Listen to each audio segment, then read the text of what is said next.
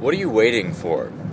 Is there something that you've been thinking about doing for a long time but haven't done it? Maybe there's a friend on your mind who you haven't called or spoken to for quite a while, but you keep feeling like if you talk to them now, you get engaged in too long of a phone conversation, or worse, they won't want to talk to you, or they'll have something negative to say. Well, what are you waiting for? Maybe there's a passion, something that you're waiting to engage in, or maybe you're thinking about going to the gym and exercising, but you can't motivate yourself to do it because you feel like it's going to take too long, it's going to be too intense, and you just don't want to give that effort. Think about it. It's so important because so much of our lives are spent and wasted waiting to do the very things that we could do right now. What does Goethe say at the end of his famous quote? Begin it now, right? It's important to be aware where we're stalling in our lives, where we're not moving forward, where we're not making progress. Why? Because that's the only way that we can grow, is to leap, to just jump right into the fray. What I say to myself is, leap cheerfully, Kierkegaard, and love your fate, Nietzsche, amor fati.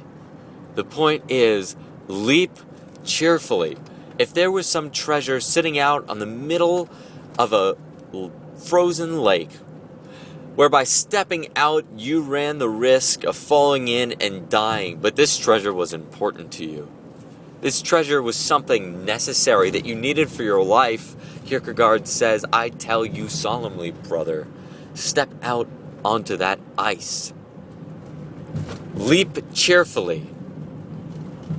Why? Because what else is there? What good is a life standing at the shore where the thought and the possibility of attaining that treasure is zero? At least by stepping out and trusting your faith, testing your fate, you have the option of succeeding. Give yourself that option because you need it. And obviously in some cases, it doesn't make sense for you to leap cheerfully because you don't really want it enough. But most things in our life aren't really that big of a deal. It's just we build them up to be so huge that we strangle ourselves in our actions and we don't actually move. We don't actually make a decision. We don't actually take the first step. And that's all we need to do. Martin Luther King said you don't have to see the whole staircase. You just have to take the first step. So take the first step. What are you waiting for? I remember my dad always used to say that people are like sheep. Because I don't know if you've ever had this experience of standing in a very long line and someone casually strolls by you, open to an open window, right next to you. And you think to yourself, what a jerk. And you start really just getting angry at yourself that you didn't think of it too. Because really, how silly is it? We were standing in this stupid line waiting forever when we could have just walked up to an open booth. Yet, how often do we do this? Leaving a parking structure, for example, we go towards the line and not towards the open booth, waiting for no reason. And of course, that subject is a little bit different and a little bit deeper and relating to something else, how we, conform and follow directions and don't really express our own unique vision. We don't have the courage to use our own reason, as Kant puts it. But it's related because we're waiting unnecessarily. And most waiting is unnecessary. For example, in a lot of spiritual or therapeutic work, people will say, and I will hear, oh, you just have to keep doing it until you feel it. And maybe they're right. Maybe the work does require consistent effort. For example, I know that if you can barely touch your knees, it's going to take some consistent effort to be able to touch your toes. Absolutely. Nobody would dispute that. But if I were to tell you it's going to take consistent effort to make even the slightest little progress to touching your toes, and it's going to take you years and years and years, and you might not ever succeed, well then guess what? You better get out of there quick, because that's a teacher who just wants to string you along and doesn't actually want to help you. And there are a lot of teachers out there like that. Don't be fooled. Nobody's a saint.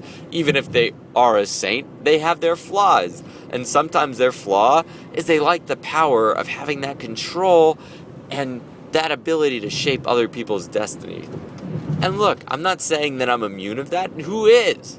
I'm just saying that it's important to not wait. You should get results immediately, right? And then I know you're saying to me, "Oh yeah, but in our culture, we've given in too much to instant gratification." Yeah, absolutely. Instant gratification is wrong. We shouldn't expect to be from the base of the mountain to the peak of the mountain instantly, nor would we want to, because then we'd miss the entire journey. And really, the truth is, the journey is the best part, because it's in the journey that we discover ourselves.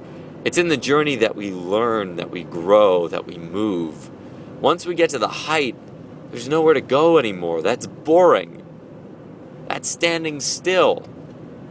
We don't want to stand still. We want to keep moving. Sharks keep moving or they die. And look, I've met a lot of people who realize this in their own lives. They realize that, hey, guess what? If I stop doing this work, if I stop moving, I'm going to lapse back into depression. I'm going to lapse back into my addictions. I'm going to lapse back into poverty, back into helplessness. And in many ways, they might be right. And maybe they would. And I'm not saying, oh, we have to kill ourselves, but I'm just saying that, look, sometimes it is important to just jump forward. Now, let me explain the second part of that really quickly, so we have a minute. The second part of that is love my fate, amor fati. Now, if there was one single message that was the most important message I've ever received in my entire life, it was this: love your fate. If a demon were to say to you right now, your life, as you lived it exactly, every choice you've ever made, every look, every glance, every experience would be repeated from now until eternity, you should kiss that demon and call him a god. Why? 2 reasons. The first is that we can't change what's happened to us. So by fighting it, all we do is cause more chaos and disruption in our own sense of inner peace and harmony.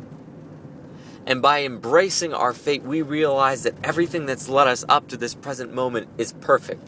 And we're perfect. We're complete, just as we are, whole. And the second part is that it makes us really think about our next decision. Is this something that we'd want to decide now again for all of eternity? Well, maybe you don't have to think about it that intensely. And with that, I give you much love and many blessings. Leap cheerfully, love your fate, and don't wait.